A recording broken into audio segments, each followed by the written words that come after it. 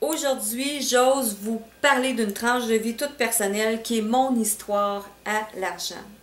Bonjour Francine Sainte-Marie, ça me fait plaisir de vous retrouver et pour ceux qui ne me connaissent pas, je vous invite à visiter mon site francinesaintemarie.com et vous allez découvrir que je suis la ressource numéro 1 auprès des leaders porteurs de sens comme vous qui m'écoutez aujourd'hui. Je vous partage un moment marquant, capital de ma vie en lien avec mon histoire avec l'argent. Et c'est la faillite de mon père. La faillite d'entreprise de mon père et sa faillite personnelle en même temps qu'il a fait au moment où j'avais 13 ans. Et jusqu'à cet âge-là, je n'avais aucune notion de ce qu'était l'argent, de ce que ça pouvait vouloir dire en gagner ou en manquer. Et c'est venu littéralement changer, bouleverser la vie de la famille et ma vie personnelle. On a tout perdu, donc il a fallu se relocaliser, aller dans une autre école, se refaire des contacts. Bon, tout ce qui vient avec une faillite, le manque d'argent, gérer le manque d'argent aussi. Et je crois qu'à ce moment-là, c'est là que j'ai vraiment pris ma décision de comprendre ce que c'était que l'argent, pour savoir comment ça fonctionne, pour ne pas en manquer. Et j'ai pris aussi cette décision de devenir autonome financièrement, évidemment, pour ne pas être à la charge ou en tout cas alléger la charge que ça pouvait avoir sur mes parents à ce moment-là. Et devinez ma première job à 13 ans, ce que c'était, ben caissière, et je manipulais de l'argent. Et ça a continué. Après, j'ai fait une carrière dans le milieu financier. J'ai fait du financement d'entreprise, de la gestion de risque. J'ai été caissière, gestionnaire.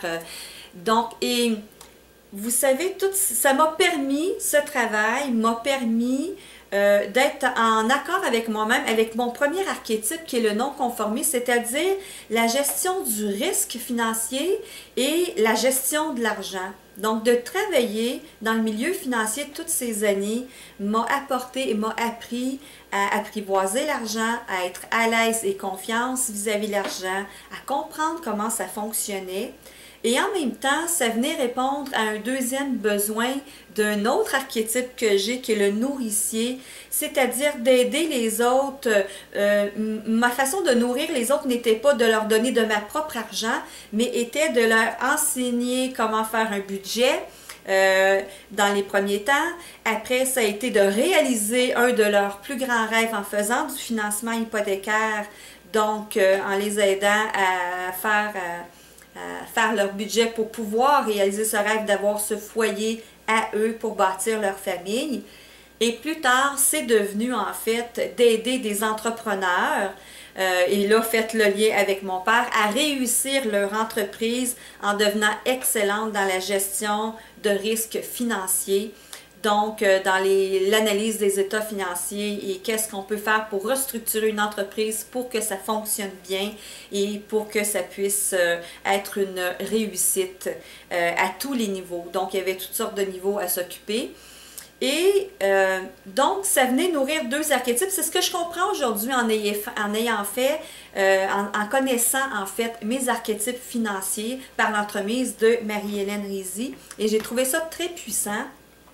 Parce que je découvre aussi aujourd'hui que ma relation à l'argent, en fait, n'a jamais changé quoi que ce soit à ma spiritualité.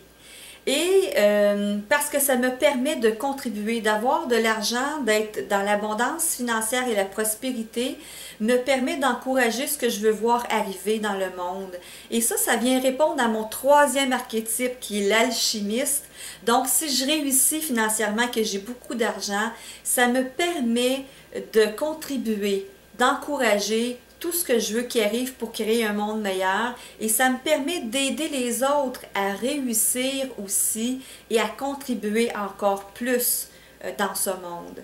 Et j'ai déjà dit aussi à brûle-pourpoint que je prenais l'engagement que quand dans mon entreprise j'aurai 500 000 $ en liquidité, eh bien que je vais commencer à faire du financement de travailleurs de lumière, parce que je me rends bien compte que tout le milieu financier n'est pas équipé, n'a pas cette vision de tous ces travailleurs de lumière et de tout ce qu'ils peuvent apporter à l'humanité. Donc, l'engagement est pris publiquement avec la vidéo aujourd'hui. Et quand ça va se manifester, vous allez être les premiers à le savoir. Donc, de connaître, ce que je vous invite, moi, c'est deux invitations aujourd'hui. Je vous invite à connaître premièrement votre propre histoire à l'argent. Donc, reculer, reconnecter à ces moments où vous avez entendu parler d'argent, vous avez été en contact avec ces situations-là. Qu'est-ce que vous avez entendu? Quelles ont été les croyances, les valeurs que vous avez achetées en lien avec l'argent? Et quel impact ça a aujourd'hui dans votre vie? Est-ce que ça a un impact qui est utile et profitable ou si c'est quelque chose qui vous est nuisible, qui ne vous aide pas du tout à avancer vers ce vers quoi vous voulez? Et ma deuxième invitation, c'est de vous inviter à participer à ces 2 jours de formation que je vais donner avec ma collègue Marie-Hélène Rizé sur découvrir vos archétypes financiers pour enfin vivre votre destin financier à votre pleine satisfaction. Donc, on vous livre toutes les deux nos expériences, notre expertise et on vous fait découvrir le chemin le plus facile pour vous avec vos archétypes financiers de réaliser votre destin financier à votre plus grande satisfaction. Et ça va me faire vraiment, vraiment plaisir de contribuer à ce moment précieux de votre vie avec Marie-Hélène Rizé le 23 et le 24 octobre à Saint-Sauveur. Donc, c'est une invitation, c'est lancé et je vous dis à très bientôt. Passez une excellente semaine.